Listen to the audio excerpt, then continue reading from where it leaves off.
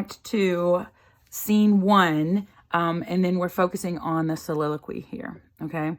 So Banquo and Fleance have already had their father-son chat, and then Macbeth has come in, foreshadowing the threat that's going to come to Banquo and to Fleance.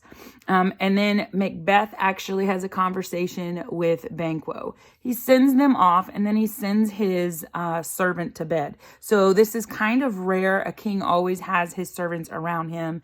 A lord always has his servants around him.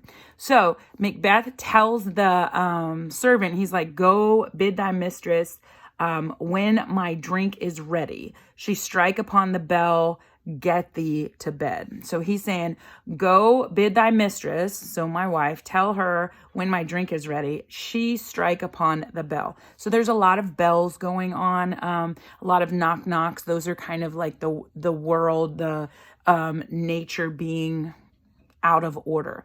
And then Macbeth has one of the most famous soliloquies ever. Okay. So you've got to know why Shakespeare uses soliloquies. So you have dialogue that's between two or more characters on stage. Then you have an aside. An aside is like if we are having this conversation and then I lean into the audience so that the audience can hear what I'm saying, but you don't know what I'm saying. Okay. So that's an aside. That's like just kind of like a thought.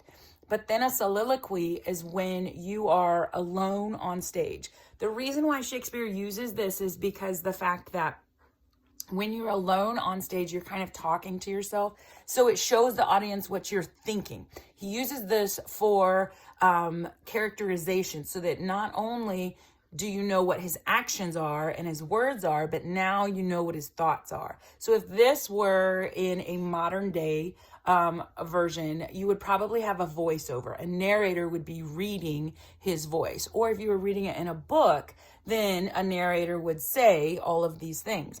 But in a play, this is how Shakespeare gets that character's thought across. And this is, like I said, one of the most famous lines, soliloquies in Shakespeare.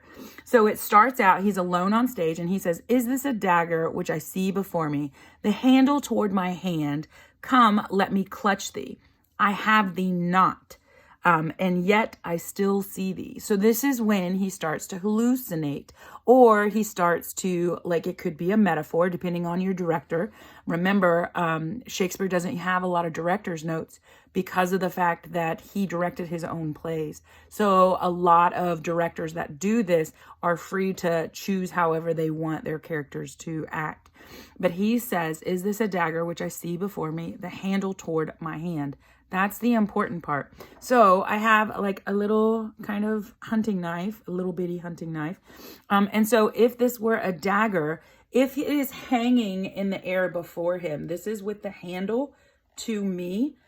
If it were hanging here, it would mean something completely different. Okay. So the fact that it is hanging here, and he goes out to actually reach out to grab it. But when he reaches out to grab it, he can't. He says, "I have thee not, and yet I still see."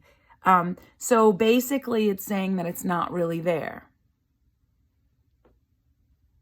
What do you think this means? If it's pointed this way, I know it probably means I'm the person that it's going to hurt. But if it's pointed this way, the handle is facing me. So I have a choice. There's that free will.